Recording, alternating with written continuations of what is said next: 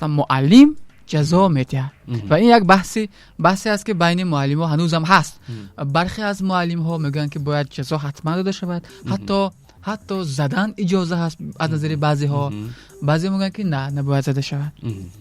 و مثلا در ادبیات هم بیت های هست که مثلا سعدی هم فکر میکنم داره بیت هایی که مربوط به جزا دادن و استاد و معلم چه بود به آزار خرسک بازند کودکان در بازار. مثلا این بیت ها برای چی پس؟ خب من یگان قصد بحث کردن هستم.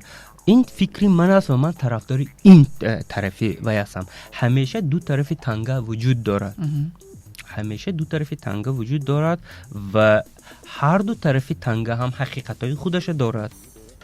هر دو طرف تنگه هم خوبی های خودش دارد و بدی های خودش دارد و برای همینم اگر یک طرف خوب میشد ما این طول هزار ساله ها الگه به خلاصه می آمدیم که کدامش درست است و همون کار کنیم.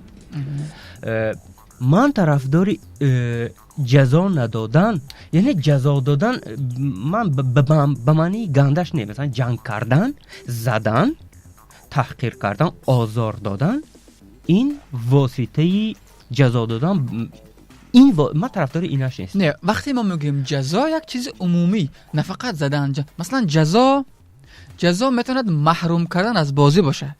جزا میتوند محروم کردن از تلفن باشه.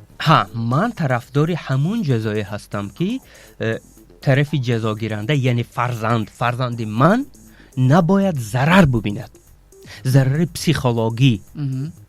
فهمید؟ وای باید اصلاح شود اما ضرر ندیده اصلاح شود. یعنی من باید تلاش کنم یک کاری کنم که وای ضرر پسیخولوژی نبیند.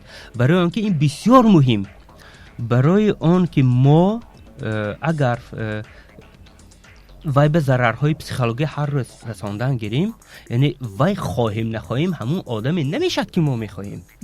اگر ما میخواهیم وای همون آدمی که ما میخواهیم شود، ما باید برای وای همین خیل فضا، همین خیل شرایط سازیم که ترکیب ذهنی وای از همون چیزا عبارت باشد.